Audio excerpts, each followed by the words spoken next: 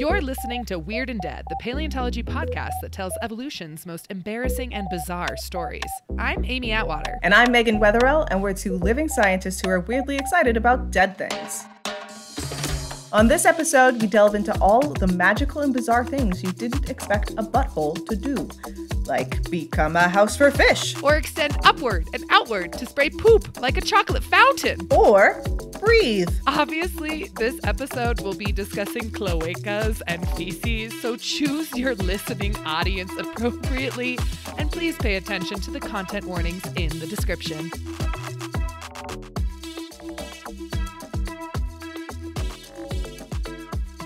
One of the things that happened on TikTok after in season 1, we talked all about the beautiful, resplendent sturgeon fossil that is stuck inside the asshole of a Brachylophosaurus, is that they pointed out that we missed a joke. And I'm ashamed because it was a pretty good one. It was a pretty goddamn good one. We can't be everywhere all at once, Megan.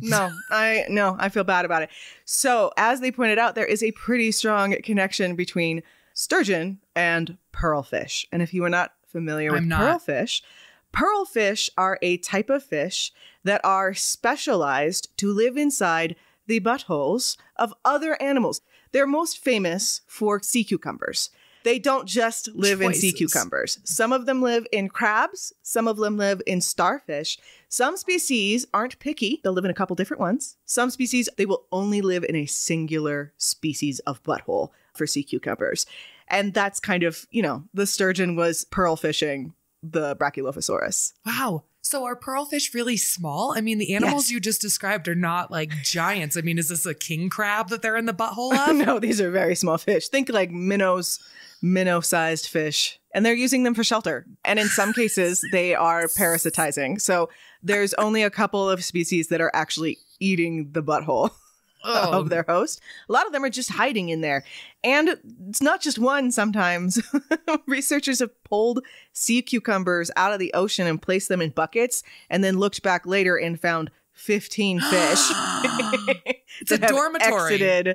Yeah, it's a dormitory for pearlfish. Have fun at college this year at that sea cucumber's butthole. Yeah, so obviously, I feel like we should draw that connection. But also, there are so many other fascinating, bizarre things that animal buttholes can do. So that's kind of the topic of today's episode, is all the weird things that you maybe didn't know that you could do with a butthole, or that other things could do with a butthole. And I have been waiting for like 2 months now because you mentioned a very specific butthole fact and then forbid me from Googling it. And I have been tortured. Like, this is the most self-restraint I've had to have in years because I have not looked up this term. So please put me out of my misery. And let me tell you, it's not just one term. As I dug deeper, I found more and more and more, and it's beautiful. So I'm just going to give you a lowdown on some of those. But yes, I'm currently captivated by crinoid anal chimneys.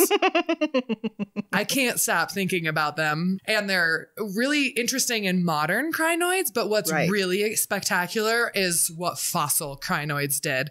And the fact that we have just so many specimens of fossil crinoids with an anal chimney preserved. But they're not all anal chimneys. Let me tell you the list of names I've come across. What is an anal chimney? Oh, it's self-explanatory, is it not? No. Up on the rooftop. That's where Santa goes for delivering crinoid presents. I don't know how Santa gets down this chimney or what reindeers he uses to land upon them. Pearlfish. So anal chimneys are in crinoids. We're going to talk about what a crinoid is, what echinoderms are. Sometimes people confuse them for plants, but they're actually weird animals. Modern crinoids to me look like the birdie that you use when you play badminton. That to me is kind of like what a crinoid kind of looks like. It's got these feathery structures it used to just kind of free float through the air. But fossil crinoids actually had a stalk that were attached to the seafloor. So these are marine animals. And since and we'll talk more about this, their butthole and their mouth hole are in the same hole generally, they need to get shit away from their mouth hole so that they don't just re-eat their own shit. So they did evolve these insane structures to essentially go gadget butthole, if you will. Oh, I will. It's a hygiene thing. It's fun. So, but they're not all just anal chimneys. I also found anal tube, anal pyramid, anal cone, anal hose, anal sac, and anal plates. Okay. And they're all slightly different, and I'm excited to dive. So they are different. in. It's not just synonyms when people didn't want to use chimney. It's true. It's true. I think some of them are kind of, you can play around with them as you will. Some of them are distinctly different, and I'm excited to get into those. But when I started, I was under what I now think is a misconception that they really just had one hole, right? Like that's kind of what started this conversation was like, well, what about the animals? Like I always refer to my iPhone as being like an early invertebrate because it has one hole, and you have to do everything through that.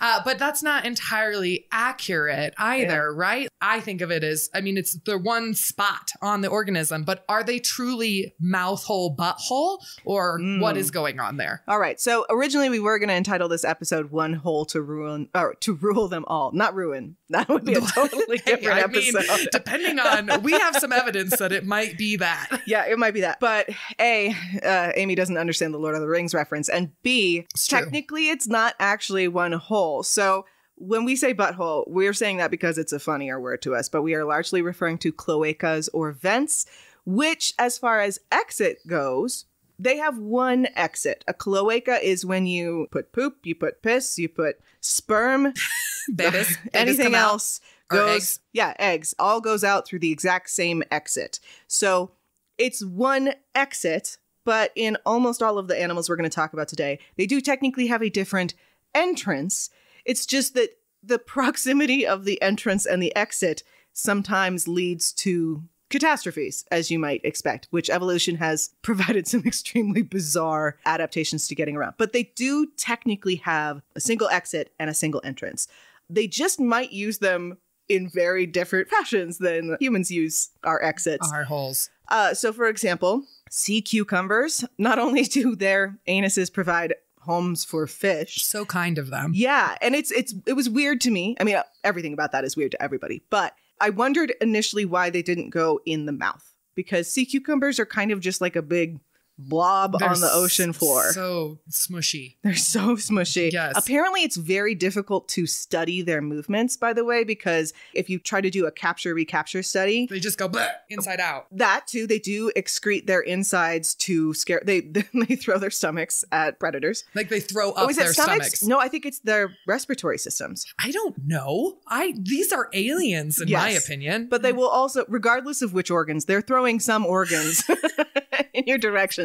Maybe it's if you come from the front versus from the back, because the respiratory organs are not in the front. They get rid of tags, like tags fall off of them because they're kind of squishy. Yeah. You can't tattoo them because their skin will push out the ink. So there's no way to tell if you have picked up that sea cucumber before in the open ocean. I remember you. Right? Just such a bizarre problem to have for a biologist. Why don't you just put a tracking device on one of the mini pearlfish that's hanging out in its butthole? Honestly, that probably would be a better strategy. Not all sea cucumbers do have the roomy enough butthole for that. Like, I'm also wondering how big these. Anyway, So the reason that they go for the anus and not the mouth is not because like sea cucumbers have like mouth teeth. They have like big tentacles. They don't have a very big mouth opening, but their anus is where they do all of their respiration. So they are butt breathers. They have a special organ in their butthole that is called a respiratory tree. And that is what some of the pearlfish are nomming on, although the pearlfish will also go in deeper and eat gonads. So that's super fun for the sea cucumber. Get away from my gonads. So what these pearlfish will do is, because the sea cucumber has its respiratory organs in its butt, it's not a passive diffusion thing. They butthole breathe, like their cloaca opens, sucks in water, and then closes so that the water goes through the respiratory organs and then pushes it back out. So they have suction that will pull the fish in. And so not only do pearlfish live inside the butthole of these sea cucumbers, some of them back in and then they poke their little heads out of the exit because they can get sucked up into the butthole of the sea cucumber. So sometimes it's not consensual for the fishies to even go up. They're just being breathed in. Well, maybe that was butt. Initially. They want to be there. They get near the butthole on purpose. They arrange themselves. They're already in the neighborhood. They're already in the neighborhood. And while apparently this is symbiotic and not harmful for the sea cucumbers for many different species of pearlfish, so they're fine with it. I don't know. It gives them a friend. right? Yeah. Write that children's story, please. Sea cucumber and pearlfish. But some pearlfish are not as nice of residents, and they will eat the gonads, they will eat the respiratory organs, they are parasitic. So those species of sea cucumber who have dealt with that problem, because again, these are like convergently, like they have an arms race between sea cucumber assholes and pearlfish. This is beautiful. I know. And so the species of sea cucumber that have to deal with the parasitic pearlfish, they don't have mouth teeth, they have anal teeth. Up to 25. But do teeth have anything to do with breathing, even if they're in your mouth? No, but you would assume that teeth go in the mouth, right? Like that's the proper just place. Like I'd assume that you breathe through your mouth. And sea cucumbers are just like, going, you're an idiot. No. You don't know me. You don't know me. I mean, they're also like echinoderms, which they're the weird, like when I think of echinoderms, they don't fit within what you think about. Yes. Like they do still technically have that pentaradial symmetry, but it's like longitudinal or whatever. So it's not how you'd think of like a sea star, which is like probably the most well-known echinoderm. So they're weird on every angle. So, of course, some of them have up to 25 teeth ringing their asshole so that when they close their sphincter, the fish gets crushed if it's not all the way in. So it's like a garage door. Yeah. Without a sensor. It wants to. But if they do get crushed, then they just have a dead fish in their ass? Or does I would assume that, they can breathe out. So they can do that. However, those species are still parasitized by pearlfish because this is an arms race and those pearlfish have just gotten skinnier. We will get there. I will get there. Wow. Having some mad respect for sea cucumbers. I already thought they were pretty cool. If I have any time I'm at a tide pool experience, like at an aquarium, I will shove children out of the way so that I can touch that sea cucumber. You think she's joking, but that's because you have not seen her go for a junior ranger badge. It is a little frightening.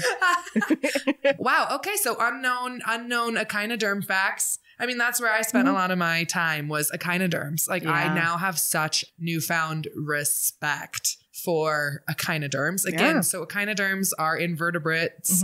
They are things like sea stars. They're things like sea urchins, sand dollars. No bones, despite the fact that they have calcareous teeth. And I could not find this paper, but I did find a paper before that was just, I'm pretty sure it was a grad student arguing about how we can't call them teeth anymore and had like, which I get it, but like. Because they're not enamel. They're not dentine and enamel. Probably the funniest paper concept of all time. Let's just argue about whether or not we can call the butt teeth. Butt teeth. Anyways. I think you can call them whatever you want to. Because I mean, they're pretty unique. So, wow. So we were going to talk about crinoids And so, just go. I think it's like, if you're not a fan of echinoderms yet, you're going to be.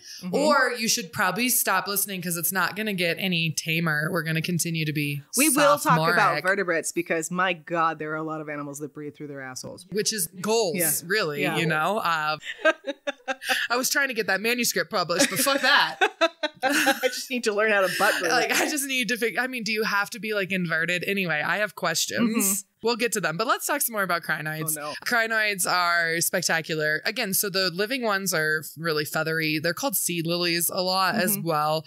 The cool ones, though, we had a greater diversity of crinoids back in the Paleozoic than what we see today. Okay. And they were really prolific, and they all had this same problem that we're discussing, which is their cloaca, which they call in crinoids the tegmen. So that's the name for the entire hole. That's a beautiful baby name. Oh, tegmen! Go tegmen! I like it. So that's essentially what holds both the mouth hole and the butthole. And the anal pyramid is actually kind of like a little calcareous little like cover. Is it pyramid shaped? Yeah, a lot of times. Yes. Okay. Yes. Sometimes they're also called an anal cone. I really want to start this section on fossil crinoids to say, I found the most amazing blog. It's called the Echino blog. It's Professor, I believe his name is Chris Ma. He's my hero. I think we need to befriend him based on the beauty of his writing. I'm also fairly certain I found his blog too. So yes, when you're researching these topics, it's impossible not to, which is how I was like, this is our friend.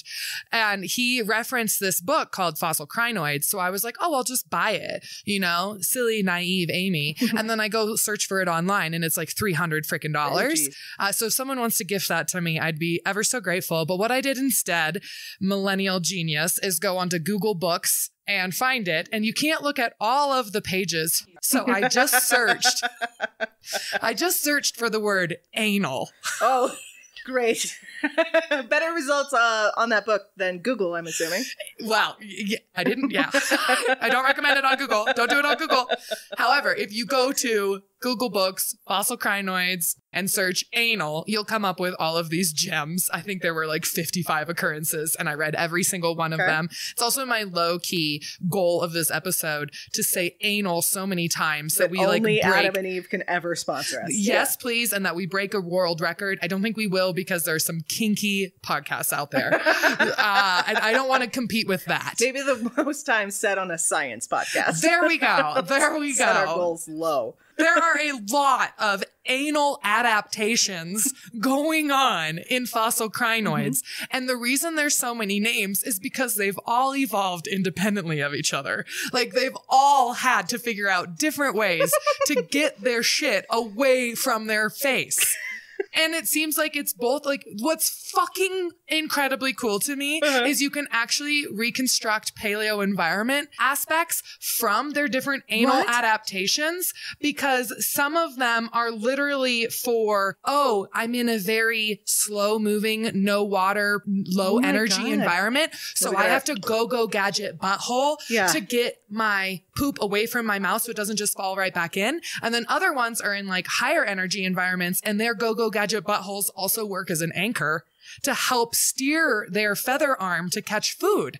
So no, explain that. So the anal tube seemed to be in higher energy environments because it was literally also thought to be to tether them as well to the ground, which means I have to get you to some of these images so that you can understand. I'm gonna have to see that. Like, are they flip-flopping over to anchor themselves? Let's take a look. Okay. All right. So let's go ahead and go to that document. You can go ahead and scroll down to this first page. Here is Euparocynus nashvillei. Oh now, the thing about crinoids is that their entire bodies essentially are made out of calcium carbonate, which means they fossilize really, really well because they're already minerals to the point. So here you're seeing a very, again, if Adam and Eve talk to us.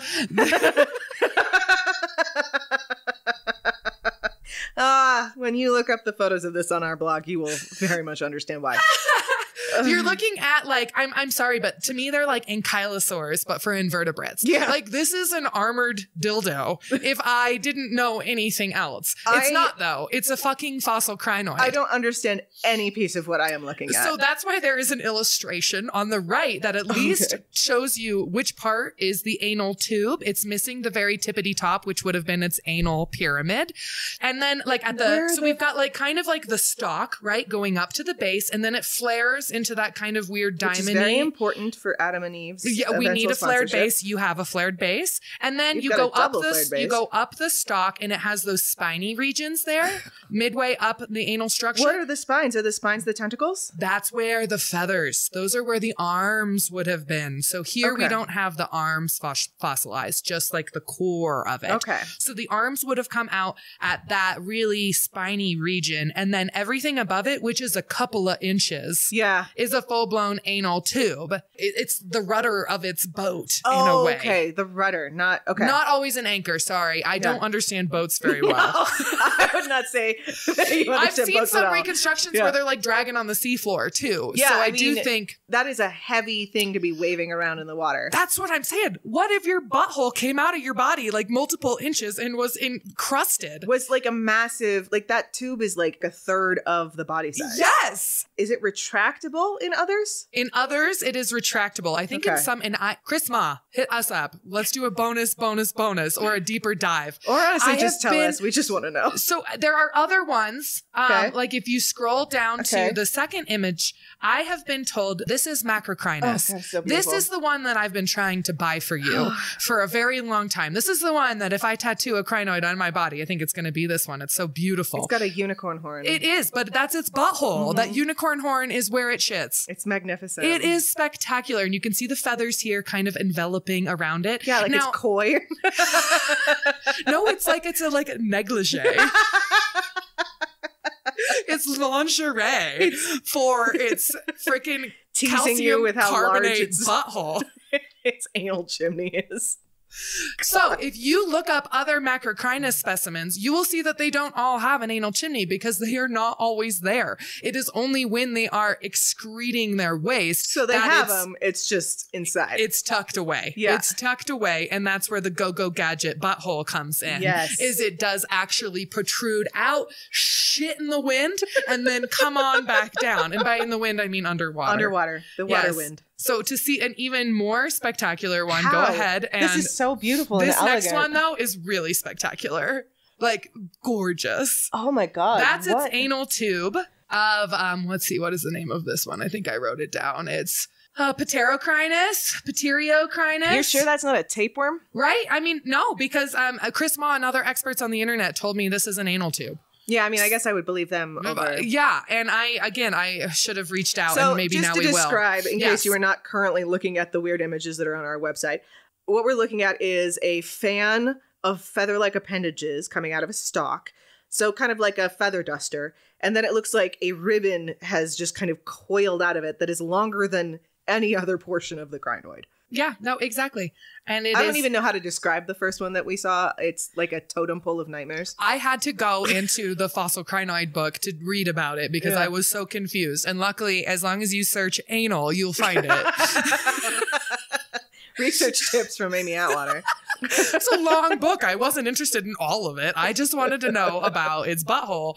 And so anal was the secret word to get me there. Okay. So, I mean, I've been learning a lot about, and before we check out more images, let's talk more about these potential functions. Great. So I've been talking about it's really get that poop away from my face. Yep. Perfect. Which makes a ton of sense. You don't want to ingest your feces. Yeah. Most people are not. It's a smokestack for shit. It's not 2 crinoids, 1 cup, you know? God. Why? You know that is now aging us, right? Like that is not something. I know. That's a millennial thing. I know. What a horrifying thing to have associated with our age group. Anyways. Well, it could be worse. You could be a 300 million old crinoid with your butthole fossilized. I guess that's true. Actually, I think that's awesome. Yeah, that's actually pretty cool. I wish I don't wish this. Moving on. Okay, so again, like we talked about it, so it's a hygiene thing. Get that poop away from my face. And then there's also some that want to stabilize and direct the crinoid like a rudder. And so talking about get that poop away from my face, let's go scroll down and look at the next one, the next image. Down. This is a plate. You can actually go to the page below it too to see the interpretation and the illustration from fossil crinoids. Actually, if you look at the first image, I'd love for you to tell me which one of those features you think is the butthole. So what I'm looking at here is it looks like, you know what it really looks like, Amy? And we'll probably cut this.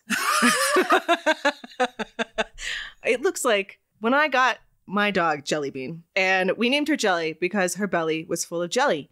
Turns out it was worms. And so we dewormed her, and she pooped out something that looked like translucent pine needles. And that's what this looks like. You're right. Wow, you're right. These do look like pine needles. Yes. And she also knows that it looks like that poop because I definitely sent her a picture. Yeah. And I've dewormed a cat before. Yeah. And I remember.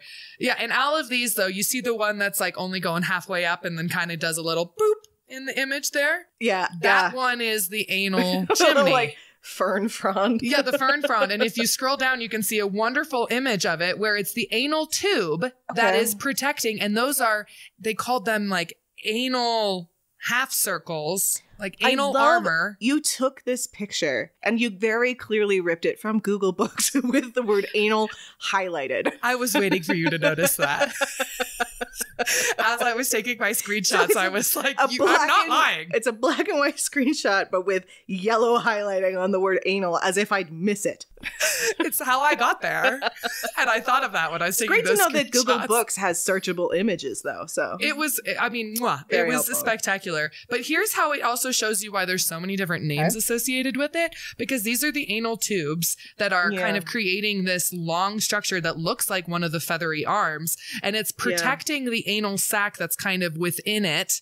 And then at the very tip again is the anal pyramid, which kind of opens up and the waste actually comes out of that. Okay. So it's dedicated a whole arm to tube, then pyramid. What's the sac for? Oh, the anal sac has a bunch of different functions depending on which crinoid you're talking about, which leads me beautifully into the next. It's like I knew where we were going. So we can scroll right down to this next one. And the top image here shows you the fossil. It kind of looks like it's flipping you off a little bit. That's the anal cone.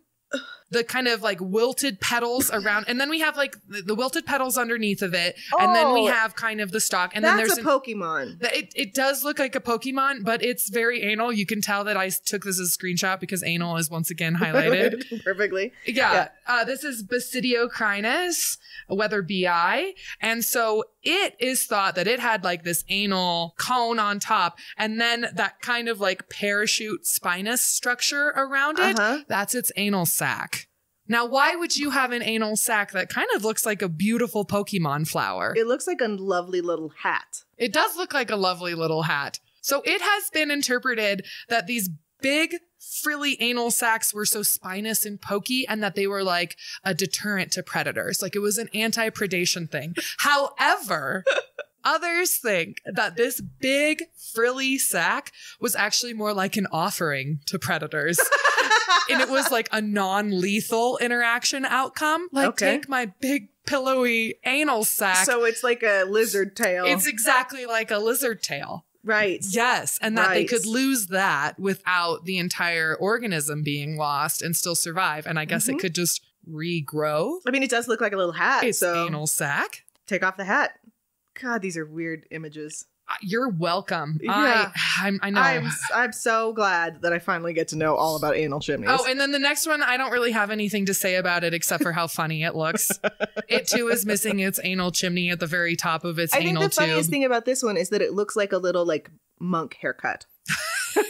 Yeah. So it's like a crinoid where the feathers just kind of like look like bangs, like a bowl cut bang, and then there's just this unicorn horn of an anal chimney poking out the top. Lovely. To just like tell you how much I'm obsessed with the Echino blog, I knew that we were meant to be best friends when I best friends, echinoderm division. Okay. I mean, he wrote this whole amazing blog post about it, some other great images. Okay. And he was like, oh my gosh, there's so much more I could probably say. I briefly touched on snails that parasitize their anuses here, ... Briefly. And I was like, oh my God. So just scroll on down to that final one. And that's where we see, please describe what you're seeing here. It's like a nice kind of spiderwebby structure that I'm assuming is the crinoid tentacles. And on top, but also somehow seemingly embedded, is a very large snail. Yes. So this is a platyceratid snail that apparently is a parasite, and we find them in this relationship quite often. Okay. And they are literally on top of the cup, which is where the mouth is found, surrounded by those feeding arms, and they're often found clamped over the anus. So they were poop eaters, coprophagus. They were eating the crinoid shit, and there are tons and tons and tons of research being done, or has been done on this. And I'd love, it's tangential to this, but we gotta at some point go there. I mean, they're the pearlfish of crinoids? They're the pearlfish of crinoids. Except they're eating excrement. They're eating shit. Yes. Yep. They're eating crinoid waste, which you got to wonder what's really in crinoid waste when you're a filter feeding strange organism. Because they kind of use their feathery arms to like sieve things down. And then there's like funnels and grooves towards the mouth hole. And so they're sitting, though, explicitly on the butthole part of the tegmen. They know what they want. They know what they want. They're there for a reason, and they're found this way over and over again. And I just want to say that wraps up most of my facts at this point. Okay. But I will just say that I worked really hard to try and buy us anal chimney specimens. Yes. Yeah. And I reached out to a couple different fossil sites and left them the weirdest messages I've ever written. And I offered them like, hey, I'll promote you on social media and stuff. And I haven't had a reply on any of them. I don't understand why people don't want to have that promoted, that they sell anal chimneys. Yeah. And like, I also was asking for a discount, of course, because that's my forte. And they maybe that's why they weren't. And I was like, joke's on you. When we get uber famous. Yeah. So please follow us on Patreon so we can buy anal chimney specimens. Oh, actually, I do have more pictures for you because, sand dollars, I couldn't really figure it out. Sea stars, so like they say that they have like an anal cone, but I guess they eat like a lot of sediment. And like a lot of it is because they're so buried in the sediment all the time that they have to get rid of their sediment. So that's what they protrude through their anal cone. Okay. But technically that cone isn't connected to their actual digestive system. So my friend Chris Ma said that they don't technically count as true buttholes. And then when I read more, I read that they kind of just diffuse poop through their tube feet arms. Maybe. I'm still really confused about how some crinoids take a shit. Is really the conclusion. And sea cucumbers. I don't understand that. And then he wrote that brittle stars actually don't have a true anus. Quote, got no anus. And apparently food goes in and out the same hole, which is the mouth. So in brittle stars, I think it really is actually one hole and that they like, for some reason. But if you want to look at some multi-purpose, some urchins have some interesting. So this first image is oftentimes referred to as like the eye of a sea urchin. Guess what? Not an eye. Not the brown eye. A big brown eye. And then just scroll down to see some of these anal sacs full of sea urchin poop. That sea urchin poop? That's sea urchin poop. That is a weirdly beautiful image. Isn't it gorgeous? Yes. It's like, yes. Yeah, it looks computer generated for sure, but it looks like a pretty computer generated thing. Yeah, it was like a little pinata, like hanging out. Oh, I wasn't even looking at the poop part. I was looking at like the radiating like sea urchin spines. The sea urchin butthole is truly a marvel. It's beautiful. I mean, I think we're going to watch some videos after this too and maybe post some. But I did want to say that I'm really sorry that I couldn't buy you a crinoid butthole. Oh my God. So instead I printed you a crinoid or a couple crinoid buttholes as a poster. So this is for you. This is for you with all of the favorite buttholes we just talked about. Amazing. And we'll post some pictures of this. I love it. I clearly will have to take some photos with that. Yes, I wish. I'm still working on it. Yeah. If you guys are out there and you have a fossil crinoid with an anal chimney chute, poop, hose, tube, anything, let me know. Mm-hmm. We'll pay some money for it, but I don't want to pay a ton of money. We understand that they're valuable, but we're also poor. So yes, yeah, $100. Let me know what I can get for $100. Okay. No, these other ones were like $300, and I was like, man, I'm really into this, but I don't think I'm that into this. I'm not quite there yet. Yeah, so that's like all I've been thinking about for weeks. So now I'm really curious to hear about other weird animal. Yeah, like shock me beyond, because this was already so fun. So this was so fun and this was so good. And I have some really fucking weird facts to go through. Oh, yeah. So. I just also want to say that Megan and I are here recording this together, which is really fun and different. And last night was torturous because we're both giggling at our computers and like we're each doing our final research. Yes. We're going to go back into not pooping through an elaborate butthole, but using a butthole to breathe, because that was my whole thing. And the weirdest part about this is that I had Google links that were already purple. Like, I have looked this up before just for myself. So now I get to share it with everybody else. You are a fucking weirdo. I am a fucking weirdo. All right. So when we are talking about animals that breathe through buttholes, I mean, there's like dragonfly larvae. They have gills on the inside of their abdomens. So they pull water in and then they shoot it back out. That's also how they transport themselves. And they pull it in through their butt. Yes, through their butt. That's what you, okay. So they're also butt breathers, but that's not nearly as funny. I mean, pause for that mental image. So wait, why are they? It helps them move when they're in like a larval stage, or as they're actual true, flying around. No, not as they're flying around. Okay. I was just like, they're propelling themselves with butthole juice. They through the water. Yeah. Wow. The little jet. Think like like squid. Right, but it went through their butthole. Through your butthole. Yeah. God, yeah. God, we're so boring. God. No, our anatomy is stupid. All right, so. The big animal that has been studied for many, many years because of its butthole breathing is turtles, specifically freshwater turtles, because for a long time we weren't sure why they were able to hold their breath for so long underwater. So turtles, some species of them, their juveniles, can stay underwater for several days without coming back up for air, which is a long time. That's a long time. And yes, turtles are cold-blooded. They need sun warmth. You don't imagine that they have a high metabolism. That's still a very long time for an animal that seems to be breathing air. And the thing is, yes, they do breathe air. They have a second set of lungs. So. What? Yeah. I mean, it's not a lung, but it's not a lung. And it is, of course, inside the butthole. Well, duh. Yes. Where else would you store it? And so this form of respiration is called cloacal respiration. Love this. Anal adaptations Anal and adaptations. Cloacal respiration.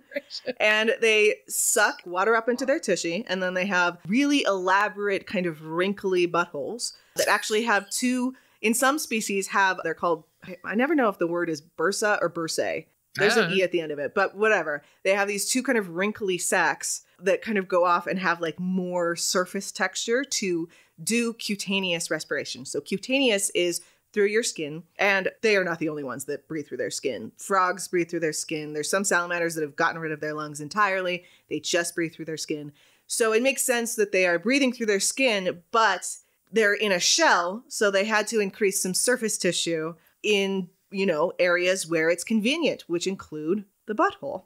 So they found out that in some species of turtle, a freshwater turtle, they can breathe so much air through their butthole that they can get up to 70% of their oxygen through their butt. Through their butt. Which is why they can dive for so long, because they're not running out of air. I want you to envision how they figured out that that's how turtles breathe that much oxygen through their assholes. Well, I can only imagine it's through literally trying to drown turtles for a really long time. I feel like that's the human answer. Is like, nope, it's not the 70s anymore. These papers were done in the 2010s. Someone was making out with a turtle asshole and it like sneezed on them. Ew.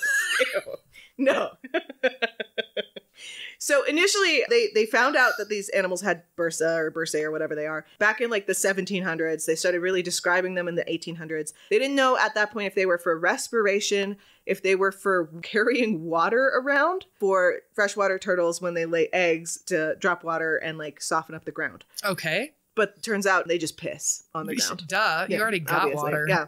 So when you're measuring respiration, they put you in a tank of water in this particular case, and they basically can measure, they have tools to measure both the oxygen concentration in the air and the oxygen concentration in the water. So they can't always measure it in the turtle, but they can measure the change between the water and the surface. But in this study that I'm talking about, they wanted to know if it was specifically water in the butthole.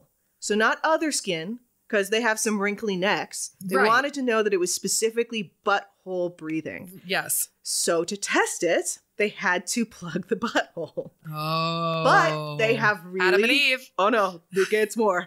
They have very wrinkly buttholes, and each one is unique. So in order to ensure that these turtles were unable to butt breathe, they made custom butthole molds that they then taped into their butt for the duration of the experiment. But I mean, as long as you got the entrance, why would you need all the inner workings to also be plugged? Because it's wrinkly and it's close to the entrance. Oh, so they can still diffuse so you've really got to have like a crinoid shaped structure. Wow. Yeah. So someone's job was to cast and mold buttholes of living turtles. Cast and mold turtle butt plugs, basically. In this paper, they also mention that the biggest turtle, they had to exclude from it the statistical analysis because when they put it in the tank, it started to panic. And they said it was because it was big, so it couldn't really turn around. But I can't imagine being filled with a custom butt plug and placed in a tank and not freaking out. Like, that just seems and like they're suffocating guarantee. them.